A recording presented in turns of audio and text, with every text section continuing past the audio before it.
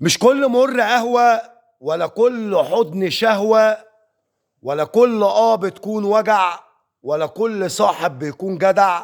بس طول ما انت محبوب هتفضل غالب مش مغلوب. النهارده من مسرح عبد المنعم جابر لنا لقاء مع الصحفي الكبير صاحب الكلمة الجميلة اللي كلنا بنتعلم منه، حبيبي. ويا ريت كلنا نتابعوه على صفحته. حبيبي الأستاذ بتاعنا الأستاذ عبد الله عبد الظاهر، طبعا اسم ليه تاريخ، حبيبي. وده اخونا الكبير اللي احنا بنتعلم منه. في انتظاركم كلكم تتابعونا على صفحة الأستاذ عبد الله عبد الظاهر.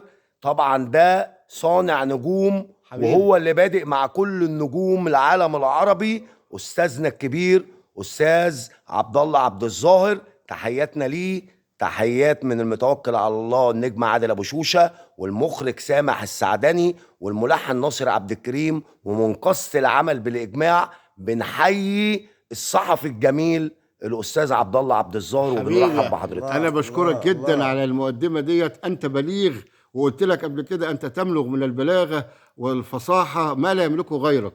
انت يعني نجم على المسرح، ونجم كمان قدام الكاميرا والمايك، وصوت واضح ومخارج الفاظ واضحه. قلت الكلام دوت ولا زلت بقوله. انت تستحق كل تقدير واحترام، موهبه كلنا نقدرها، ونقول ان الاستاذ عادل ابو شوشه هو مش ممثل وبس، هو عنده فن في الالقاء وطريقه واضحه جدا، مخارج الفاظ واضحه، بحيث المستمع ينبسط قوي وهو بيسمع الصوت الواضح اللي هو برضك له رنه عاليه، يقدر اللي في اخر المسرح يسمعه من غير حتى ميكروفون ومن غير اي شيء. انا بحييك وبشكرك على الكلام الجميل دوت. انا لا استحق هذا الكلام، لكن انت قلت في حقي كلام اكتر من امكانياتي. انا بشكرك وبحييك استاذ عادل ابو شوشه، نجم من نجوم ربنا يخليك يا فندم والله، واحنا بنحيي حضرتك. والواحد مش عارف يقول لك ايه في اللقاء الجميل ده حبيبي. بس كل اللي اقدر اقوله ان انت شرفتنا النهارده ونورتنا حبيبي، ونتمنى حبيبي. ان انت تبقى معانا في كل اللقاءات وفي كل ده الاعمال شرف القادمه. ليا، شرف ليا يا حبيبي ان انا اكون. وكان معكم عبد الله عبد الظاهر،